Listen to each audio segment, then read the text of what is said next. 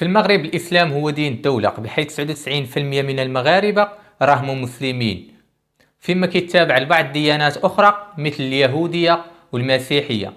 أما شي بركة من المغاربة فرا عندهم دين ديالهم بحدهم، كيآمنوا فيه بوحدانية الله ووحدانية الإنسان ووحدانية الأديان، أي أنه جميع الديانات في الأصل هي ديانة وحدة، وكل ديانة ما كتجي إلا باش تكمل الديانة اللي قبل منها، لا الإسلام لا اليهودية لا المسيحية لا الهندوسية لا البوذية، كلهم من عند الله سبحانه. وكيآمنوش بأن الرسول محمد عليه الصلاة والسلام هو خاتم الأنبياء، ولكن كيقولوا لك بأن الرسائل والهدايا الإلهية مازال مستمرة، ويمكن في أي وقت غيجي شي نبي جديد بدين آخر. وما كيصوموش رمضان، كيصوموا غير 19 يوم في العام، والصلاة عندهم فيها 3 ديال الأنواع، وإلا صلاو غير وحدة راه هي كافية. وملي كيبغيو يصليو كيصدوا جهة إسرائيل، والحج عندهم كاين في إسرائيل.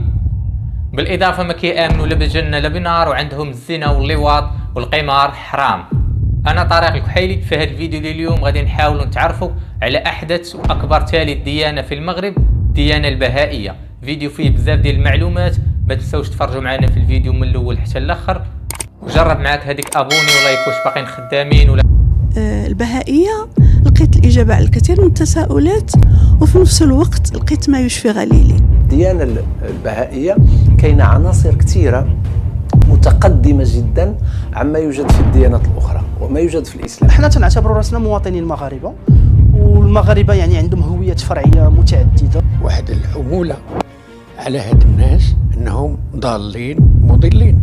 الأساس هو أن يعلم المغاربة من هم، وأن يعرفوا عقيدتهم، وأن يعرفوا طبيعتهم حتى لا ينخدعوا به.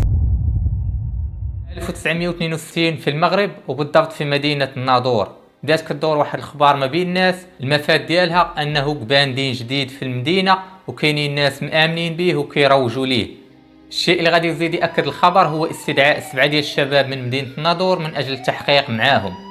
هنا غادي تنتشر الأخبار في المغرب كامل بأنه بان في مدينة الناظور دين جديد اسمه الدين البهائي، الشيء اللي غيخلي 5 ديال الشباب من مدينة تطوان وشخص آخر من مدينة فاس غادي يمشيو للناظور، يمشيو يشوفوا اشنو واقع ويتضامنوا مع خوتهم البهائيين. بمجرد ما وصلوا، السلام عليكم، السلام، احنا بهائيين وجينا باغيين نعرفوا اشنو واقع وعلاش استدعيتوا اخواننا البهائيين. صحاب الوقت ما عطلوهمش ودخلوهم تامايا وزادوهم مع دوك 7 ديال الشباب.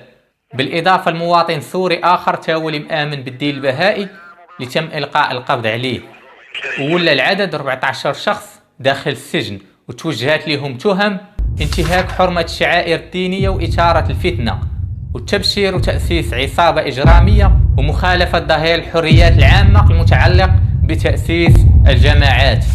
وملي كنهضروا على الستينات راحنا كنهضروا هاد الوقيته اللي كان المغرب باقي الله كي خارج من الاستعمار، والبلاد مرونة، مشاكل اقتصادية اجتماعية، المغاربة شي كيشرق شي كيغرب، وحاجة وحدة اللي متفقين عليها واللي مخلياهم مجموعين هي كلمة لا إله إلا الله محمد رسول الله. والبهائيين جايين كيقول لي ما كاين لا اسلام لا والو، هذاك الشيء راه قدام. وفي الاخير صدر الحكم واللي كان صدمه للجميع، بحيث تم الحكم على 3 منهم بالاعدام، و5 اخرين بالمؤبد مع الاعمال الشاقه، وشخص اخر ب15 سنه واللي بقاو تم التبرئه ديالهم. هذه القضيه في هذاك الوقت تشهرات بزاف لا داخل المغرب لا خارج المغرب، ولكن دخل الملك الحسن الثاني وتم العفو عليهم. وهذه المحاكمة ما كانتش هي النهاية ديال البهائية، ولكن راه باقي حتى الآن كتلقى مغاربة مآمنين بهذا الدين البهائي. عمري 21 عام وأنا مواطنة مغربية بهائية. كل شيء عارفيني بهائية. ما كاينش شي واحد اللي كيحكم عليا بطريقة أخرى من غير أنني كريمة. هو العيد اللي أعلن فيه حضرة بهاء الله العموم هو الرسول ديال هذا العصر، بحيث ولات ثالث أكبر ديانة في المغرب بما يقارب 450 مواطن مغربي هم بهائيون، ومش مقيمين أجانب ولكن راهم مغاربة أبا عن جد. ودابا كيفاش دايره القضية ديال هاد الديانة وباش كيآمنوا كيفاش دايرت حتى دخلت للمغرب. هاد الديانة ما قديماش بزاف، بانت في إيران سنة 1844 ميلادية، وتم تأسيس ديالها على يد بهاء الله اللي كيعتبروه هو النبي ديالهم والرسول من عند الله.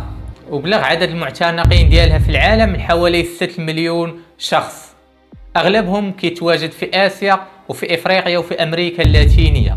والبهائيين كيحاولوا ينتشروا في العالم كامل، حيت هادشي اللي وصاهم به النبي ديالهم، انه امرهم ينتشروا في العالم كامل باش يبلغوا الرساله البهائيه. وعلى هذا الاساس دخلت المغرب، بحيث هاجروا بعض البهائيين ودخلوا استقروا في المغرب وبداو كينشروا في الدين البهائي ديالهم، حتى بداو كيامنوا بهم بعض المغاربه بحال هادوك اللي كانوا تشدوا وتمت المحاكمه ديالهم. البهائيين كيقول لك بانهم كيامنوا بوحدانيه الله وكيامنوا بوحدانيه الانسان، اي انه جميع الناس متساويين، بالاضافه لوحدانيه الاديان. هذا شنو كتعني؟ كتعني بانه جميع الديانات الموجوده منذ القدم، لا اليهوديه لا المسيحيه لا البوذيه لا الهندوسيه لا السيخ، اي ديانه موجوده في العالم فهي من عند الله، وانها في الاصل ديانه وحده، وكل ديانه ما هي الا تجديد للديانه اللي قبل منها، وانه فيما كتقدم شي ديانه كتجي وحده اللي تجددها، اللي كتكون كتماشى مع التطور ديال الانسان، وان الاسلام ماشي هو الدين الاخير، وان محمد عليه الصلاه والسلام ماشي هو خاتم الانبياء، ولكن الهدايا الالهيه اللي كتمثل في الرسالات السماويه راه هي ديما غادي تبقى مستمره، والرسل والانبياء حتى هما ديما غيبقاو مستمرين، وفي اي وقت يمكن يبان شي نبي جديد بدين جديد. من هادشي كامل كيقول لك باللي بهاء الله حتى هو راه هو نبي من انبياء الله، ما هو الا احدث رسول ونبي من عند الله، بحال ابراهيم وموسى وكريشنا ويسوع والمسيح وبوذا وزرداش ومحمد عليه الصلاه والسلام. المهم خربقينها. والبهائيين كيشوفوا في البهائيه بانها الديانه الجديده وديانه تقصي الحقائق، وانها الديانه اللي جاوبتهم على بزاف ديال الاسئله، وان بهاء الله هو نبي كباقي انبياء الله.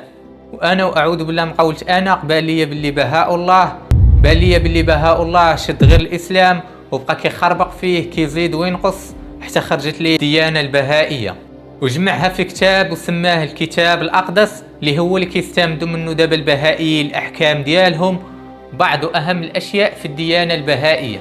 اولا بهاء الله شد السنه اللي فيها 365 يوم، واللي عندنا حنا 12 شهر، شده هو قسمها على 19 شهر وعطاه كل شهر فيه 19 يوم. والصلاة عندهم هي فرض على كل بهائي بمجرد ما كيوصل لسن 15 سنة، اللي هو سن البلوغ عندهم، ما كاين لا علامات البلوغ لا والو، بمجرد ما كيوصل البهائي 15 سنة فراه وصل لسن الرشد. والصلاة عندهم فيها 3 ديال الانواع، الصلاة الكبرى والوسطى والصغرى، ولا صليتي غير وحده فيهم كافية، تختار الصلاة اللي عجباتك وصليها. نبداو بالصلاة الكبرى. اولا هاد الصلاة الكبرى ما عندهاش وقت ما صليتيها في النهار، وفيها ركوعين و3 ديال السجدات، وفيها دعاء وبعض الايات اللي كيقراوهم من الكتاب الاقدس ديالهم، بالاضافه للصلاه الوسطى. الصلاه الوسطى فيها 3 ديال الركعات، الركعه الاولى كتصلى من الصبح للظهر، والثانيه كتصلى من الظهر للمغرب، والثالثه كتصلى ورا المغرب. اما الصلاه الصغرى ما فيها لا سجود لا ركوع، هي مجرد واحد دعاء كتهز يديك وتقوليه بعد ما كتوضا، سواء كنتي واقف ولا جالس مش مشكل، ما عليك الا توضا وتصد جهه القبله ديالهم اللي هي اسرائيل. وبمجرد البهائي ما كيوصل 70 سنه فراه صافي ما كيبقاش يصلي، كيشد التقاعد.